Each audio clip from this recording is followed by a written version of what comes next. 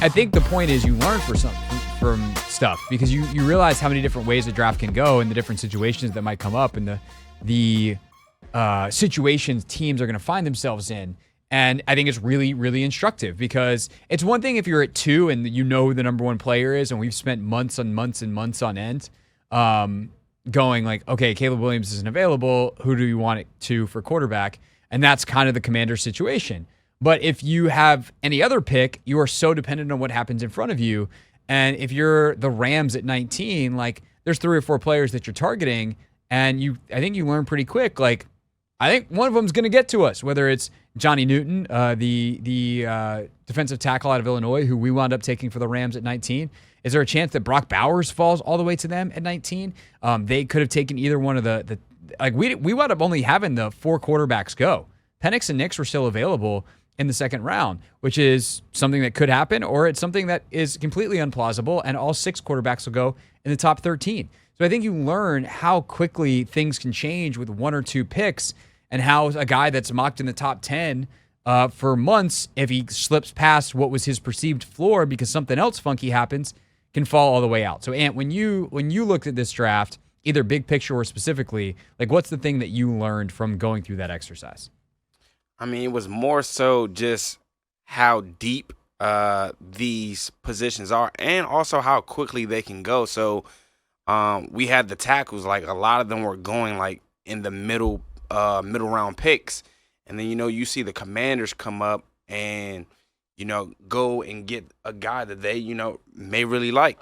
But I think it's really just going to be based off like how quickly, like, we start to see like people go off the board. So if we see a whole bunch of tackles go off the board and you're sitting back, hoping that somebody's going to, fall, I don't know. I think it sort of kind of like forces your hand to, get in before like, that guy also goes, because there's going to be other people thinking just like you are kind of thing. I think also like a receiver, we get to the 20s and we see a lot of receivers going at that time. So who's to say someone doesn't trade up from the second round to go get a Xavier Worthy before he falls to the Chiefs? Or you got Brian Thomas falling all the way to 28. So it's just, I think it's like a cause and react kind of thing.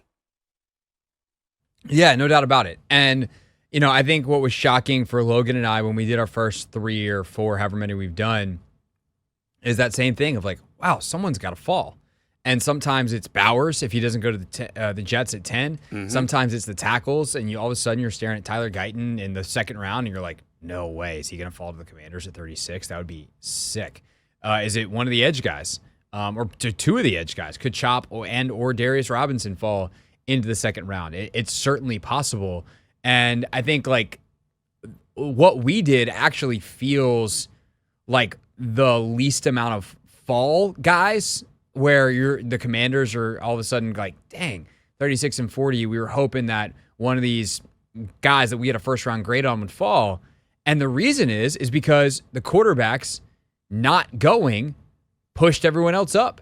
The 2 guys that fell were Penix and Nix.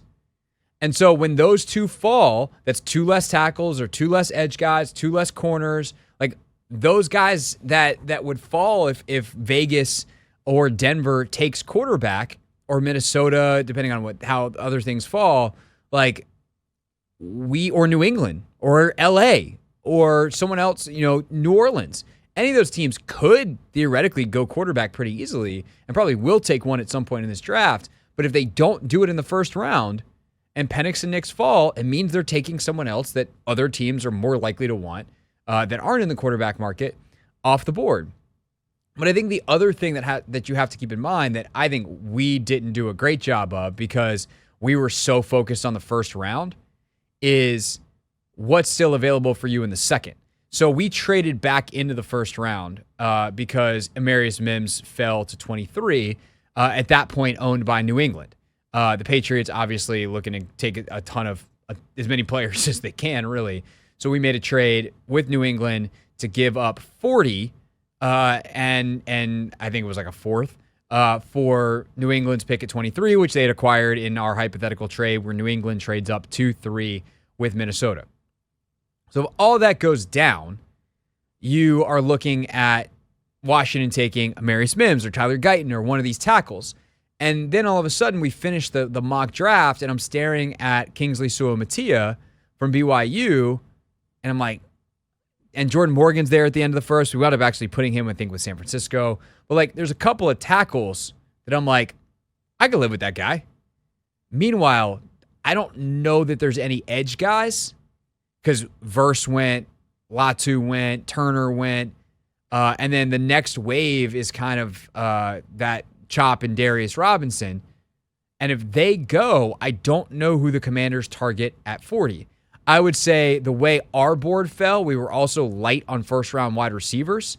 That could definitely change. A.D. Mitchell out of Texas, Franklin from Oregon. Those guys could all very easily be first-round picks, and that pushes some of those guys down. But that, to me, is the bind that we kind of put the Commanders in. If anything, I wonder if we should have traded up for one of those edges. Maybe not above. You don't have to go above Dallas at 24, which is what we did to get in front of them for Amarius Mims.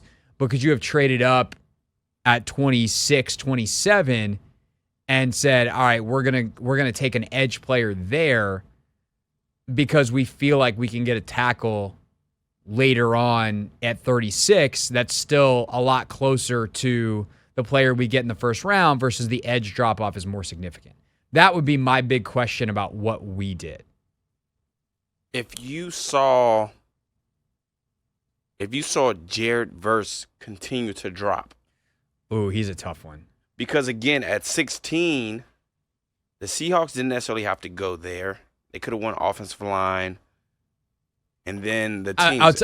I will say this. I wouldn't do it for Verse. Okay. Because I think he's much more similar to like a Cleveland Ferrell type of player. Yeah. He's a big 4-3 edge. He could actually probably play 3-4 end if you really wanted him to. But he's like a bigger body. He's not like the world's greatest pass rusher. If Latu starts to fall, and Logan and I actually did this in our last mock draft that we did. If Latu falls, he's the most polished pass rusher in the draft. Logan said it this way. About his fellow UCLA Bruin brethren, is that if you want 10 sacks out of a rookie next year, Latu's your guy.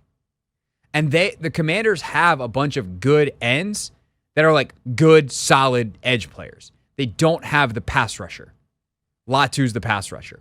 So if Latu finds his way in the mid-20s and you're comfortable with his medical, I would potentially consider trading up for Latu.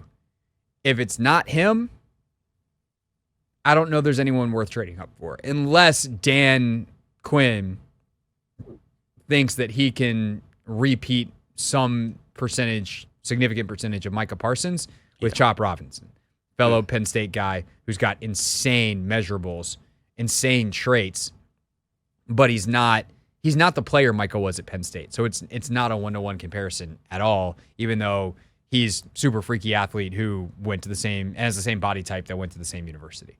Yeah. So, I mean, my only question really is about the Commanders and where we stand, in terms of, I guess, trading up into the first round. I think it's become more rumored and talked about.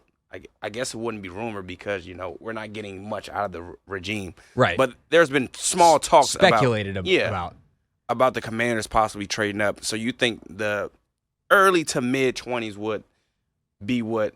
I think that's the spot, right? Yeah. Because I think that if you trade up in front of like Dallas and Philly and some of these teams that are not only in your division but are looking for O-line, that's where you go. Because the difference between, like, it depends on what your difference is between, let's say, Mims, Guyton, Suamataia, Jordan Morgan, Patrick Paul, right? If you've got a big gap between the first group and the second group, trading up's worth it. If you don't have a big gap and you think one of those guys is going to fall to you at 36, then you just stay pat at 36. Yeah.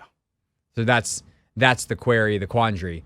But I also think that there's a bigger chance that your ledge is a little bit steeper in terms of talent drop-off at edge versus offensive tackle, which is why I kind of question what we did and I'm like, yeah, we got our quarterback on our left tackle. And then I look at day 2 and I'm like, but what are we going to do now? Yeah. What are we going to do now? This is the Hoffman Show on the Team 980 and the Odyssey app.